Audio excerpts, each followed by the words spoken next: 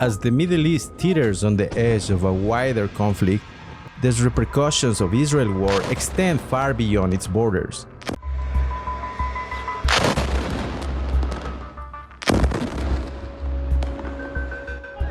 Amid mounting accusations of war crimes, many documented in the very social media posts of Israeli Defense Force soldiers, a quiet but steady exodus has begun. Former IDF members, facing growing international scrutiny, are seeking shelter in countries unlikely to persecute them. One of the most talked about destinations lies in the remote wilderness of Patagonia, Argentina. Israeli Prime Minister Benjamin Netanyahu raised questions in Latin American media when he was seen examining a map of Patagonia during a strategy meeting with Javier Milei. After all, Argentina has long been eyed by Zionist movements as a potential Plan B, and it is now once again emerging as a haven for those fleeing the fallout of genocidal wars. Estamos aquí con Sebastian Salgado, periodista argentino. We're here with Sebastian Salgado, an Argentine journalist who has been reporting from Patagonia on the influence of the IDF soldiers who are now wanted for crimes against humanity and who are moving not only through Argentina, but also crossing into Chile, as I understand it. What can you tell us? Thank you for being with us. ¿Qué nos cuenta, Sebastián? Y gracias por estar con nosotros. ¿Cómo estás, Oscar? Bueno, gracias por la comunicación. Sí. How are you, Oscar? Thanks for reaching out. Things are as you say, it's nothing new. It's a process that has been unfolding in Argentina for decades, though it has intensified recently. What stands out now is that, amid the ongoing genocide being carried out by the Israeli entity against the Palestinian people, certain organizations have emerged. One of the most prominent is named Hind Rajab. Hind Rajab was a 5-year-old Palestinian girl whose entire family was killed in an Israeli attack while they were all inside the same vehicle. She survived and managed to call emergency services, likely using the phone of a dead relative beside her, hoping someone would come rescue her. That call, her desperate plea, was recorded. But instead of a rescue, Israel struck the vehicle again, killing her. The organization now carries her name. This Belgium-based foundation is doing important work. They track Israeli soldiers who posted selfies during attacks on Palestinians, often celebrating actions that led to deaths, and shared them on social media. The foundation monitors these individuals and discovers that many later travel abroad, including to Argentina. When this happens, the group works with local lawyers to issue international arrest warrants, pointing out that these alleged war criminals are outside Israel and no longer shielded by its legal protections. But in Argentina, the influence of Zionism is strong. It's no coincidence they come here, because under Javier Milei's government, they enjoy the same impunity as in Israel. They arrive looking like ordinary backpackers, but operate in organized groups. Meanwhile, the Argentine government ignores these international justice efforts entirely.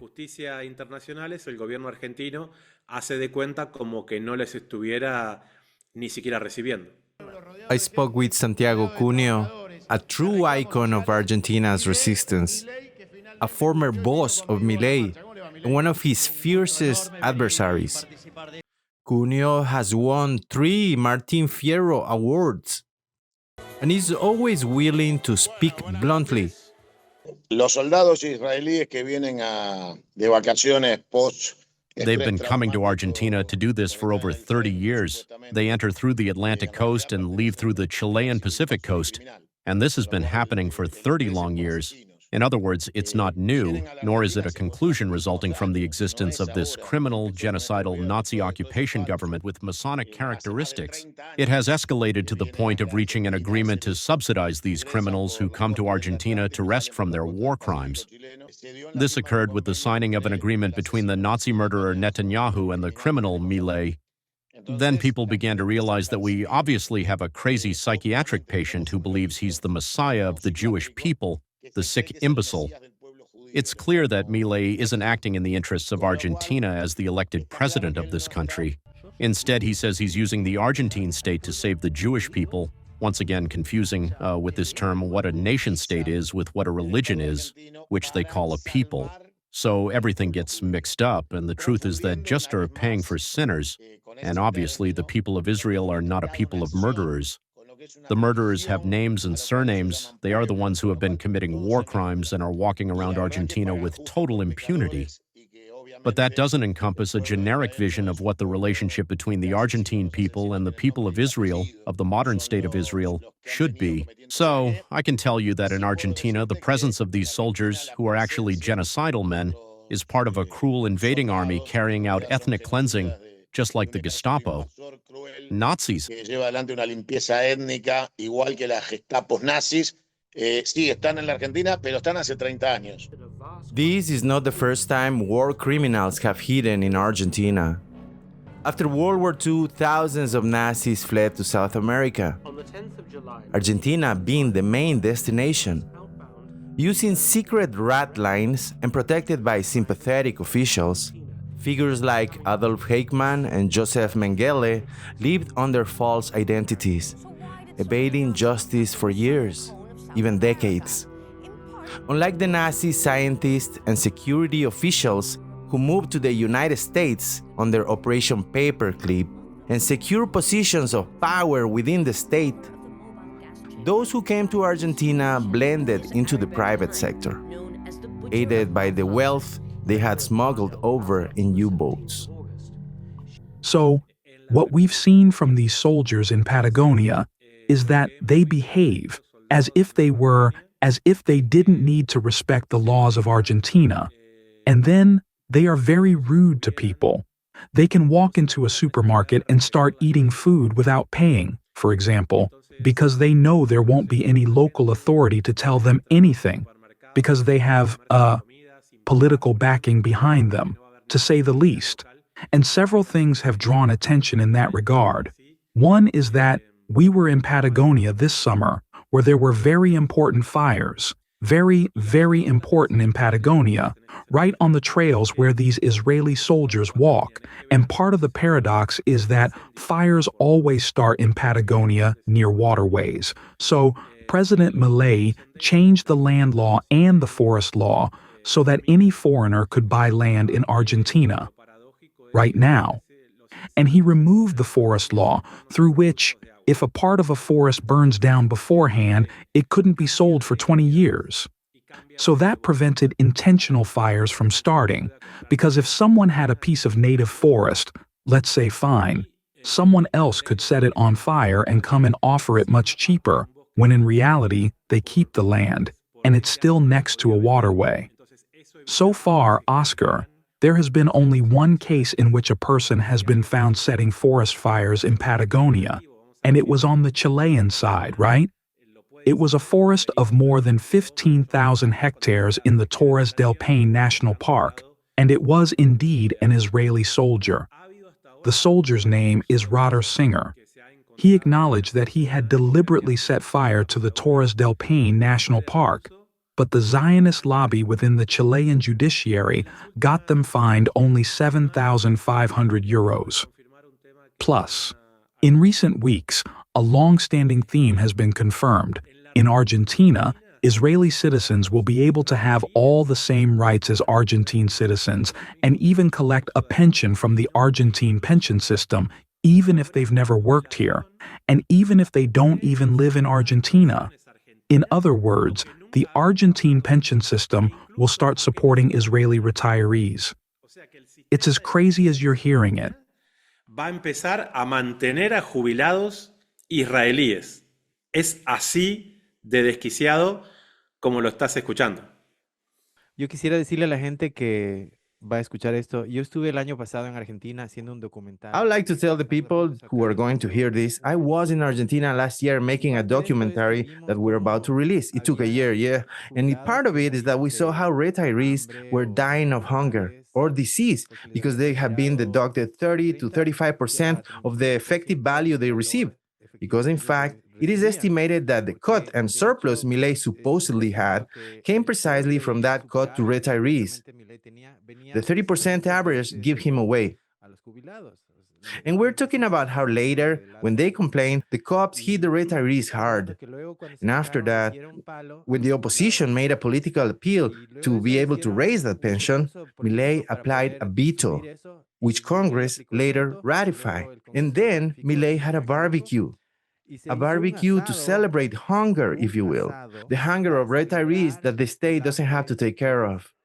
There's a part in the documentary that I wonder if that's state eugenics. Does that describe it? Yes. And it is in this context that you're telling me that they're going to absorb other pensioners. Sí, o puede ser como una eutanasia, porque es como Yes. Or it could be like euthanasia,